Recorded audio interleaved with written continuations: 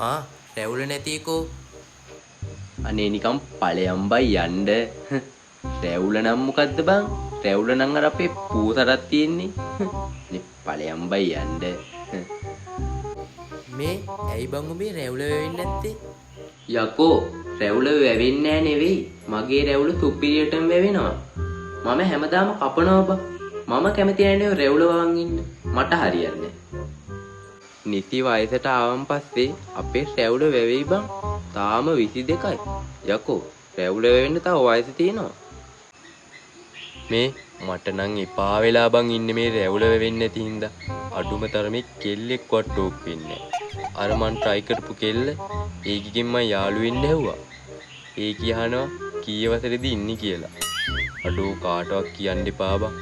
උඹට පුළුවන් නම් රැවුල වැවෙන්න හොඳ තෙල් එක ඕඩර් කරලා දියා. උඹට පින් සිද්ධ වෙයි බං.